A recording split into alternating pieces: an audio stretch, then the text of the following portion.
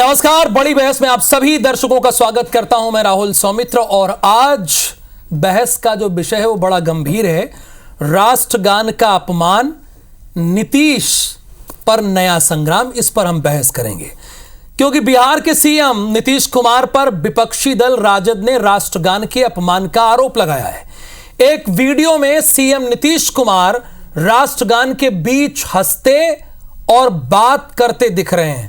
विपक्ष के नेता तेजस्वी यादव ने कहा है कि कम से कम कृपया राष्ट्रगान का तो अपमान मत करिए माननीय मुख्यमंत्री। इसके अलावा विपक्षी विधायकों ने विधानसभा के बाहर जमकर नारेबाजी की और नेता प्रतिपक्ष तेजस्वी यादव ने यह मांग की है कि मुख्यमंत्री नीतीश कुमार 140 करोड़ देशवासियों से माफी मांगे। अब आपको वो वीडियो दिखाते हैं, आप भी देखिए। जो हमारी आन बान शान है राष्ट्रगान, वो पहली तस्वीर देख रहे हैं, राष्ट्रगान बज रहा है। हमने नैतिकता के आधार पर आवाज नीचे कर दिया है, लेकिन नीतीश कुमार इस दौरान देखिए क्या कर रहे हैं। राष्ट्रगान के अपमान के कारण कई लोगों को इसके पहले भी वो कानूनी दांवपेच में फंस गए हैं। फिल्म के मशहूर अभिनेता सुपरस्टार अमिताभ बच्चन एक बार T20 का मैच हो रहा था, 52 सेकंड में चूंकि इसे खत्म करना होता है, उन्होंने 1 मिनट 10 सेकंड लिया। उनके खिलाफ भी एक मामला कोर्ट में चला गया था। अमीषा पटेल के खिलाफ भी एक बार केस हुआ। इसके साथ ही पश्चिम बंगाल की वर्तमान मुख्यमंत्री ममता बनर्जी ने हुआ ये कि यशवंतराव चौहान ऑडिटोरियम में 2021 में राष्ट्रगान के दौरान खड़ी नहीं हुई और बाद में खड़ी हुई, उनके खिलाफ भी कानूनी दांवपेच हुआ। अब सवाल यह उठ रहा है कि क्या नीतीश कुमार भी इसी कानूनी दांवपेच में फंसेंगे या नहीं। विपक्षी दल तो यह कह रहा है वो माफी मांगे। फिलहाल क्या रिएक्शन है नेताओं का इस बारे में, पहले आपको वो सुना देते हैं। ये तस्वीरें देखिए आप, ये विधानसभा के पहले की तस्वीर और उसके बाद आप देखिए।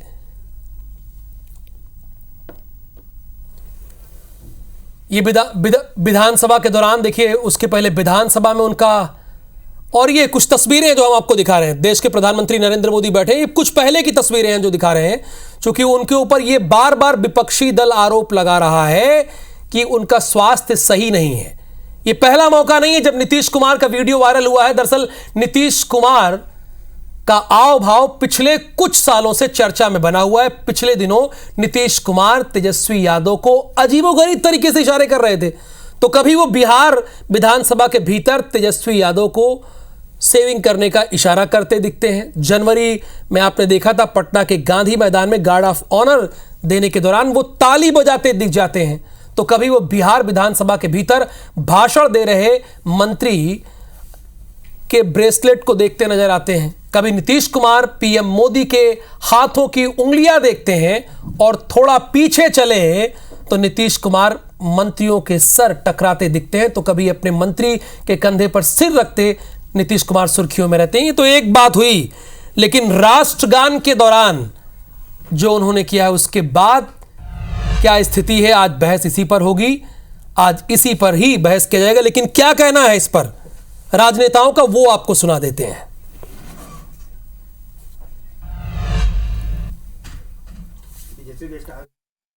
जिस प्रकार से कल माननीय मुख्यमंत्री जी ने राष्ट्रगान का अपमान किया है, हम बिहारी होने के नाते हम शर्मिंदा हैं। देश के 140 करोड़ जनता से वो माफी मांगे आज सदन में। मानसिक ठीक नहीं है, उनका मानसिक ठीक नहीं है, ठीक नहीं है, इसीलिए मांग करते हैं अपने बेटा के बनावे। उनका काम नहीं, दिमाग कर रहा था बेटा। विपक्ष के नेता को राष्ट्रगीत और राष्ट्रगान में अंतर भी पता नहीं है। जब राष्ट्रगीत नहीं गाया था एएमआई का विधायक लोग, उस समय उनकी बकार कहाँ चली गई थी। ईडी सीबीआई से घबराए हुए हैं तो तुल का ताल। नीतीश जी के व्यक्तित्व को सारा देश जानता है।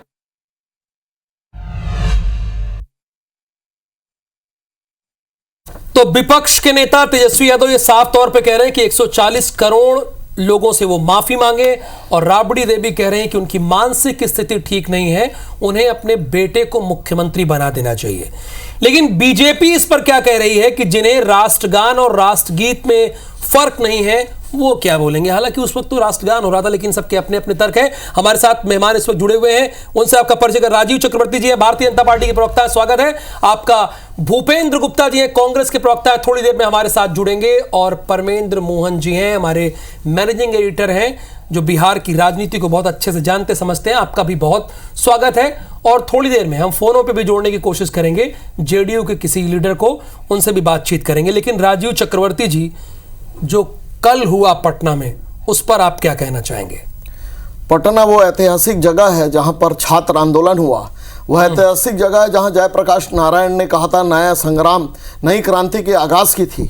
और बहुत अच्छी बात है कि उन्हीं जयप्रकाश नारायण जी के साथ नीतीश कुमार जी उस आंदोलन का हिस्सा थे, छात्र आंदोलन का। और जो आपातकाल लगा था, उस आपातकाल के खिलाफ उन्होंने शंखनाद किया था। और बहुत अच्छा वो छात्र आंदोलन हुआ और उसमें इंदिरा जी की सत्ता चली गई। और देखिए कितनी अद्भुत और अच्छी बात है। राजीव जी, आप मेरा प्रश्न समझ नहीं पाए, मैं इतिहास थोड़ी पूछ रहा हूँ। नहीं, मैं वर्तमान पूछ रहा हूँ। हाँ। आप बहुत अच्छा बता रहे हैं और आपकी तैयारी बहुत अच्छी है, काबिले तारीफ, आप अच्छी बात कह रहे हैं, लेकिन इतिहास थोड़ी जानने में इंटरेस्टेड। जो कल पटना में हुआ उसके बारे में आपका क्या कहना? जो घटनाएं सामने आई है, जब राष्ट्रगान हो रहा था, नीतीश जी अपने सचिव के साथ वार्तालाप कर रहे थे और स्टेडियम का शायद उन्होंने चक्कर भी लगाया है। लेकिन देखिए, एक बात हमको समझना पड़ेगा कि वो वयोवृद्ध और वरिष्ठ नेता है। हो सकता है अभी उनकी जो सफाई आई नहीं है, उन्हें ध्यान नहीं रहा होगा कि अभी राष्ट्रगान चल रहा है। लेकिन राष्ट्रगान का प्रोटोकॉल होना चाहिए और उस प्रोटोकॉल को हम भी मानते हैं और हमारे सहयोगी है। हमें सफाई देने की आवश्यकता नहीं है। लेकिन चूंकि जेर बहस आज ये मुद्दा है, तो मुझे ऐसा लगता है कि नीतीश जी वयोवृद्ध हैं और शायद उन्हें ध्यान नहीं रहा होगा कि इस समय चल रहा होगा, तो वो सहज ही बातचीत करने लगे होंगे। लेकिन निश्चित रूप से मैं ये मानता हूं, या भारतीय जनता पार्टी मानती है, वयोवृद्ध नेता संवैधानिक पोस्ट पर होना चाहिए? नहीं होना चाहिए। अगर उनका संज्ञान है, ज्ञान है और वो शारीरिक रूप से फिट है, बिल्कुल रहना चाहिए, उसमें कोई बात ही नहीं है। बल्कि वो तो हमारी धरोहर होते हैं। तो फिर जो राष्ट्रगान पे वो कर रहे हैं वो क्या है? हाथ जोड़ते हुए, ना हंसते हुए, वो क्या मानते हैं? वो निश्चित रूप से वो प्रोटोकॉल का उन्होंने उल्लंघन किया है। तो वो तो गलत बात है, उन्हें क्षमा मांगनी चाहिए। लेकिन उनसे बड़ी बात, लेकिन सबसे बड़ी बात बता दूं, कांग्रेस और राष्ट्रीय जो जनता दल के जो सेकुलर के लोग हैं, या जनता दल जो लालू जी के हैं, वो लोग उस पर क्यों नहीं कहते हैं? जब सनातन पर डीएमके के जो कांग्रेस के गठबंधन के लोग हैं तब कोड़ बताते हैं, तब तो उनकी प्रतिक्रिया नहीं आती। आज इस घटना पर प्रतिक्रिया आ रही है। लेकिन जब पोखरण में विस्फोट हुआ था, तब सोनिया गांधी जी ने कहा था कि ये आपने राष्ट्र को खतरे में डाल दिया है, राष्ट्र स्वाभिमान को राष्ट्र खतरा। उस समय नीतीश कुमार जी अटल जी के साथ खड़े थे, कहा था नहीं, ये राष्ट्र का स्वाभिमान है। एक बात आपने पॉइंट वाली कही है कि माफी मांगनी चाहिए, और यही बात तेजस्वी यादव भी कह रहे हैं। भूपेंद्र गुप्ता जी भी हमारे साथ जुड़े हैं मध्य प्रदेश से। भूपेंद्र जी, हमारे साथ राजीव चक्रवर्ती जी हैं, भारतीय जनता पार्टी के प्रवक्ता हैं। जब मैंने उनसे प्रश्न किया, थोड़ी देर से आप जुड़े तो इसलिए मैं बता रहा हूं, भूमिका बता रहा हूं, उन्होंने कहा कि माफी मांगनी चाहिए नीतीश कुमार को, ये वो कह रहे हैं। ये तो जो है, ये मामला तो आपराधिक है, नेग्लिजेंस का मामला है। ये माफी से कैसे काम चलेगा? किस बात की माफी? आप संवैधानिक पद पर बैठे हुए, राष्ट्रगान का अपमान करने के लिए कानून बना हुआ है। ये जो है कानून के दायरे में काम आता है। वो केवल माफी से आप छोड़ देंगे तो कल को जो है पूरा देश में कोई भी करेगा और कह देगा कि सॉरी, तो राष्ट्रगान का की महत्ता क्या रह जाएगी? और बड़ा मुझे हैरानी करने वाला बयान ये लग रहा है कि हमारे जो प्रवक्ता महोदय ये कह रहे हैं कि वो वयोवृद्ध हैं। तो क्या वयोवृद्ध लोगों को राष्ट्र का अपमान करने की इजाजत है कि वो राष्ट्रगान का अपमान करें, राष्ट्रीय प्रतीकों का अपमान करें, राष्ट्रीय चिन्हों का अपमान करें, जो है राष्ट्रीय ध्वज का अपमान करें, इसलिए क्योंकि वो वयोवृद्ध हैं? और वयोवृद्ध हैं तो वयोवृद्ध के लिए कोई जो है अलग से सीमा है? अब तो आपकी सरकार ने वयोवृद्धों का रेलवे रिजर्वेशन तक खत्म कर दिया है, तो इसके लिए कौन सी इम्यूनिटी आप देना चाहते हैं? और जो इस तरह की वक्तव्य है, गलती को गलती के रूप में स्वीकार करना चाहिए। भारतीय जनता पार्टी को इस निर्लज्जता के भाव से बाहर आना चाहिए कि उन्होंने जो कर दिया वो फाइनल है, उन्होंने जो कर दिया वो सब ठीक है। ये जो भारतीय जनता पार्टी का भाव इस देश में आज पैदा हो गया है कि जो है माफी मांगने में शर्म आती है। आप जो है किसी का भी अपमान कर सकते हो और उसके बाद जो है उसके ऊपर जो है ढीठ पने से बातें करने लगते भारतीय जनता पार्टी के लोग एक गिरोह बनाकर। तो ये बातें उचित हैं क्या? और ये बात अकेली यहाँ तक सीमित नहीं है, अगर इस पर माफी मांगी जानी चाहिए तो मैं इनसे पूछता हूँ, ये भारतीय जनता पार्टी के प्रवक्ता है कि रूस में जाकर जो है राष्ट्रगान का अपमान माननीय प्रधानमंत्री जी ने किया था और रूस के प्रधानमंत्री ने राष्ट्रपति ने उनका हाथ पकड़ के रोका था कि आपका राष्ट्रगान बज रहा है। यहाँ पर जो है चीफ सेक्रेटरी बार बार टोक रहा है कि साहब राष्ट्रगान हो रहा है, इसके बावजूद आप वयोवृद्ध होने का लाभ देना चाहते हो। चीफ सेक्रेटरी बाजू में खड़े होकर टोक रहा है, बार बार समझा रहा है, इसके बाद आप कर रहे हैं, तो इसमें जो है इसमें कौन सी आप जो है उनको छुट्टी देना चाहते हैं? इस बात का जवाब दीजिए। आपको समझ में नहीं आया तो आपका chief secretary Gupta ji, Stalin ने जो सनातन पर कहा था उस पर कुछ कह दीजिए। गुप्ता जी, सनातन कोड है, स्टालिन ने कहा, आपके चिदम्बरम साहब के पुत्र ने कहा, उस पर तो आप तो आज बहुत तकरीर कर रहे हैं। उस समय आपके मुंह में दही जम गया था, आपके राहुल गांधी जी के मुंह में दही जम गया था। ये तो विषय से भटक रहे हैं ना हम लोग, ये तो विषय से भटक रहे हैं। राजीव चक्रवर्ती जी, देखिए आप खुद देश को मानते हैं, राष्ट्रगान को मानते हैं, और याद है ना आपको विवेकानंद गुप्ता ने ममता बनर्जी की शिकायत की थी 2021 में, इसी तरह का मामला था जी। ठीक है, मैं आ रहा हूं भूपेन जी, हमारे साथ परमेन मोहन जी हमारे मैनेजिंग एडिटर हैं। मैं आ रहा हूं भूपेन जी आपके पास। मैं ये समझना चाह रहा हूं, ये आरोप प्रत्यारोप तो लगेगा, माफी मांगना चाहिए, सजा होनी चाहिए, क्योंकि 3 साल की सजा का प्रावधान भी है और श्रीनगर में हुआ भी है, 11 लोगों को पाबंद भी किया गया था इस मामले में 2023 में। लेकिन मैं आपसे ये जानना चाह रहा हूं, चूंकि आने वाले समय में बिहार में चुनाव भी है, तो क्या इसका इंपैक्ट बिहार की राजनीति में पड़ेगा? क्योंकि पूरे भारत की नजर बिहार के चुनाव पर है, आपका क्या मानना है? राहुल, सबसे पहली बात तो ये कि जदयू के प्रवक्ता नीरज कुमार ने सीधा कहा है कि माफी मांगने का कोई सवाल ही नहीं उठता। तो ये एक जो वीडियो है, तस्वीरें हैं जो झूठ नहीं बोल रही, वो साफ साफ दिखा रहा है कि नीतीश कुमार राष्ट्रगान के समय में प्रोटोकॉल का पालन नहीं कर रहे थे और वो मुख्यमंत्री भी हैं। दूसरी बात जो आपने पूछा कि इसका इम्पैक्ट क्या पड़ेगा, तो चुनावी साल है, इम्पैक्ट तो इसका अभी से दिखने लगा है। आज ही विधानसभा के अंदर भी और बाहर भी पूरा का पूरा विपक्ष एकजुट है और नीतीश कुमार के खिलाफ कार्रवाई की मांग हो रही है। सबसे बड़ी बात यह है कि जो तस्वीरें, जो वीडियो सामने आई है, उसको डिफेंड करने की हालत में न तो बीजेपी है जो सहयोगी दल है, बिहार में एनडीए की सरकार है, और न ही जेडीयू है। और जो भी बयान दिए जा रहे हैं वो किसी तरह से जो हुआ है उस पर पर्दा डालने की कोशिश है।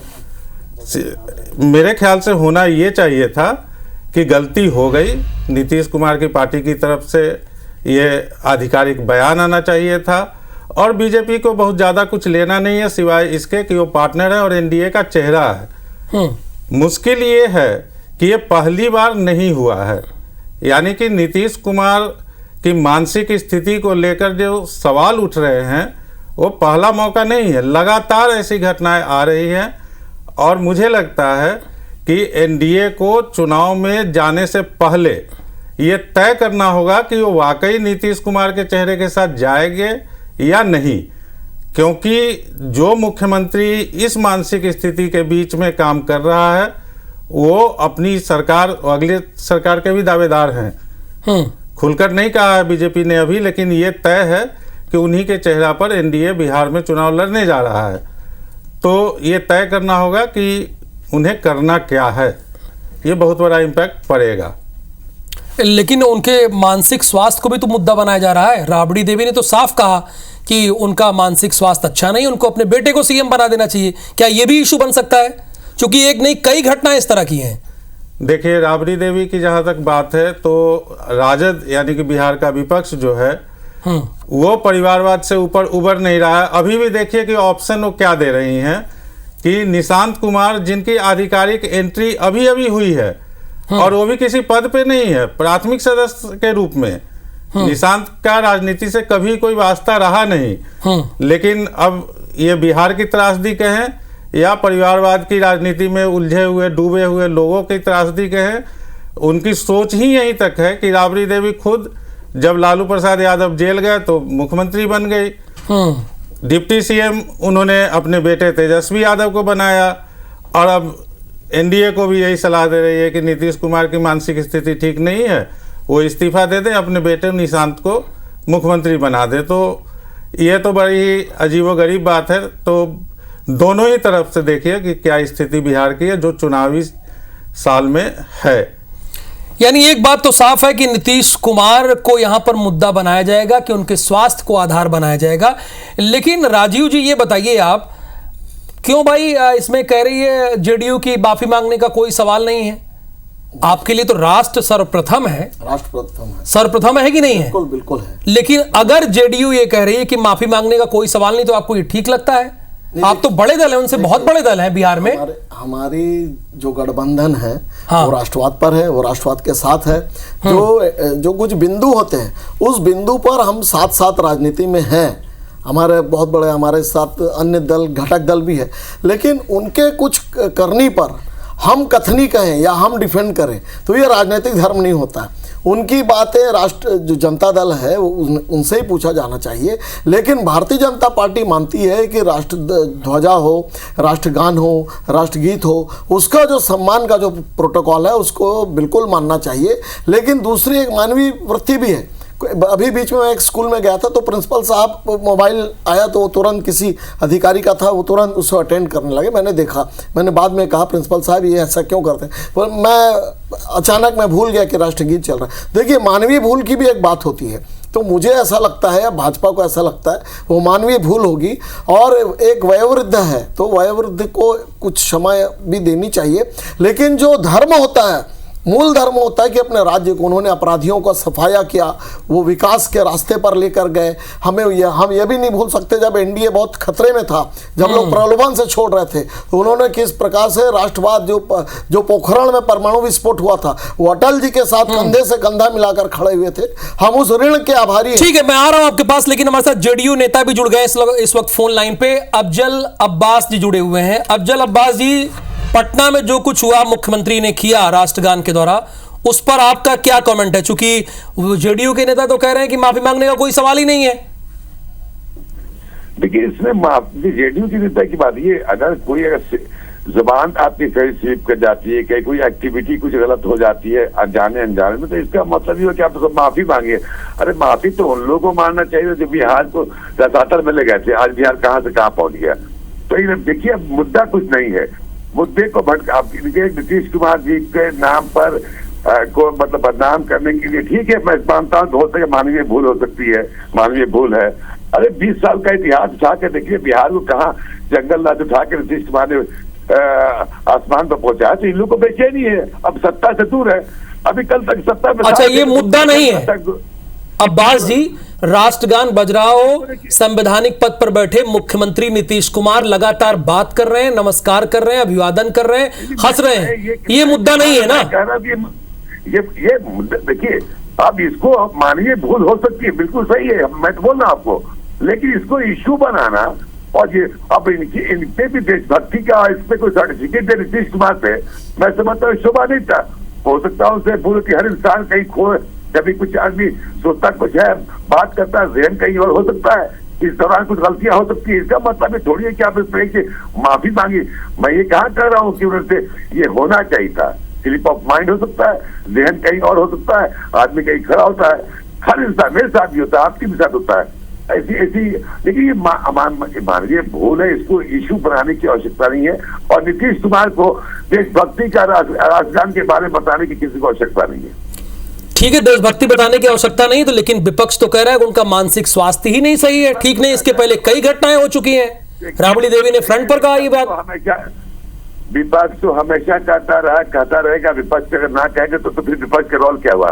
विपक्ष का मानिए है कि आप बिना वजह का भी इश्यू बना रहा है। अरे हम सवाल तो आपसे करना शुरू कर दें उनसे कि विपक्ष इस मुद्दे पर क्यों नहीं बात कर रहा है, तो भागना शुरू कर देंगे वो। और नीतीश कुमार लगातार 2015 से 5 के पहले की बात दोहरा रहे हैं, उनको बेचैनी बढ़ रही है। इसे जब आप दुखते रथ पर हाथ डालते हैं हमें, तो उनको बेचैनी बढ़ती है।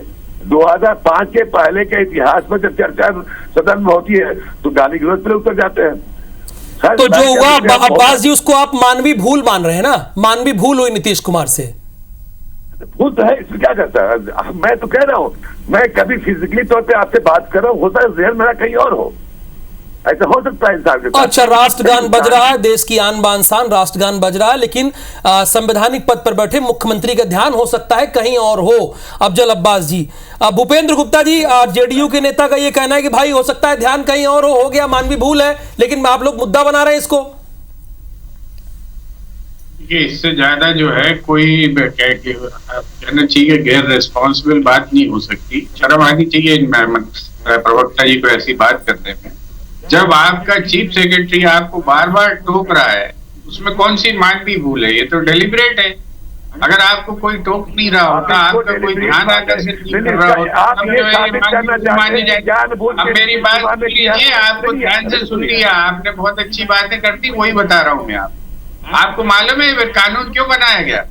ये कानून रद्द करा दीजिए मोदी जी से, कि जो है राष्ट्रध्वज और इनका अपमान करने से कानून की कोई अवमानना नहीं होती। जब तक कोई बात सुनिए पहले पूरी, जब तक कोई कानून जो है मौजूद है तब तक ये अपराध है, और उन्होंने अपराध किया है, और अपराध के लिए उन्हें क्षमा मांगनी पड़ेगी। और क्षमा भी छोटी बात है, कोई क्षमा मांगना भी कोई बड़ा काम नहीं है। अगर वो नहीं मांगते तो उनके ऊपर मुकदमा दर्ज होना चाहिए इस बात का। मुख्यमंत्री को कोई इम्यूनिटी नहीं होती। ये उनका, मैं एक बात कह रहा हूँ, आपका ये लफ्ज जो है, मैं इतना नहीं जानता हूँ डेलिब्रेटली क्या है। ये कानून किस लिए बनाया गया? पॉलिटिकल बनाया गया कि मानवीय भूल करिए राजनीतिक जीवन में, इसलिए बनाया गया कानून। बताइए अफजल भैया, नहीं कानून बनाया गया। आप जो कह रहे कि डेलिब्रेटली कहा गया, इसका माने चलिए जान बोल के नीतीश कुमार ने गलती की, आप ये कहना चाह रहे हैं? ज्ञान है उनको, जो इंसान एक लंबा जीवन गुजार दिया राजनीतिक जीवन में, मजा नहीं आ रहा है। कोई आदमी बता रहा है, अफजल जी वो कह रहे हैं कि ये अपराध है और इसकी 3 साल की सजा है। चीफ सेक्रेटरी बार बार रोक रहे हैं लेकिन वो समझ नहीं रहे हैं। अब ये सवाल है तो देखिए, हम आपकी पार्टी के प्रवक्ता नहीं है, पार्टी के अंदर सफाई है। आपको आपने जोर दिया है तो जो मुझे समझ में बात आई, मुझे जो लगता है मैंने कहा, और इसमें विस्तृत जानकारी के लिए पार्टी के जो प्रवक्ता उनसे बात कीजिएगा। लेकिन बाहर का मैं कहता हूँ कि मानवीय भूल है और इसको बहुत तूल देने की आवश्यकता है। चलिए, ये मानवीय भूल है, इसको बहुत तूल देने की जरूरत नहीं है। क्या माफी काहे नहीं मांग लेते हैं? अब ठीक है, बात मानवीय भूल है तो माफी मांगा जाता है, मांग लीजिए। जी, अब जो बात आप नहीं, आपका डिमांड है, अगर है आपको लगता है कि उन्होंने डेलिबरेटली ऑफेंस किया है, क्राइम किया है, बहुत बड़ा क्राइम है, समझ बात, लेकिन अगर ये इंसान, ये बात होती है कि चीफ सेक्रेटरी बार बार रोक रहा है और उसके बाद उसका कंधा ठोक रहे हैं। एक बार राष्ट्रगान रद्द किया गया, फिर दूसरी बार शुरू हुआ है, तो अब आप इसको भूल नहीं मानते, मजाक मानते हैं। चलता हुआ राष्ट्रगान एक बार रोका गया है, फिर दूसरी बार राष्ट्रगान हुआ है, तब भी मजाक कर रहे हैं, तब इसको आप भूल नहीं मानेंगे। चलिए फटाफट रिएक्शन ले लेते हैं, क्योंकि डिबेट के अंतिम सिरे में है। परमेन सर, मैं आपसे जानना चाहता हूं, क्या इसे मानवीय भूल के तौर पर देखा सकता है जो जेडीयू कह रही है कि मानवीय भूल है, या वयोवृद्ध नेता है?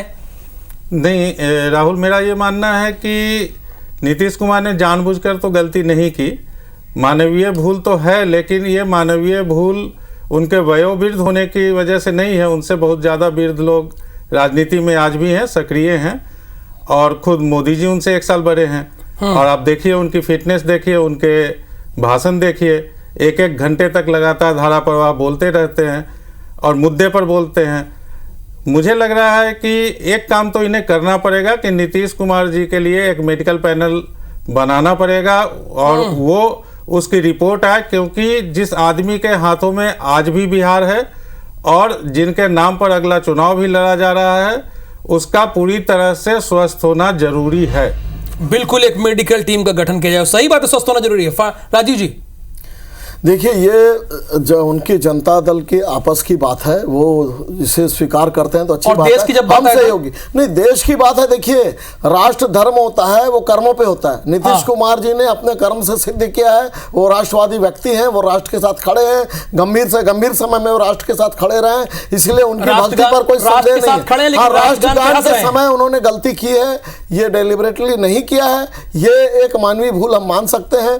इसके लिए शायद आने वाले समय में सभाएं अपना कर दे, लेकिन मैं उनको मानता हूं कि वे एक अच्छे इंसान है, राष्ट्रवादी इंसान है और अपने राजनीतिक जीवन में उन्होंने सिद्ध कर दिया। लेकिन राष्ट्रगान पे हंसते हैं भूपेंद्र जी। देखिए, ये मैं संपादक जी की बात से सहमत हूँ कि उनका जो है मेंटल स्टेटस जांचना चाहिए और उनको स्वस्थ व्यक्ति के हाथ में कमान होनी चाहिए, और अगर वो स्वस्थ हैं तो डॉक्टर सर्टिफाई कर दें कि उसमें क्या बुराई।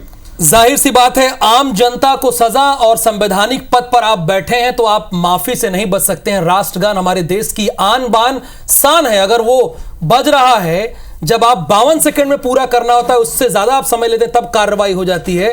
तो इसमें आपकी क्या राय है, आप जरूर बताइए IBC 24 को। फिलहाल बहुत धन्यवाद भूपेंद्र जी, राजीव जी और परवेन सर, आपका भी धन्यवाद। नमस्कार।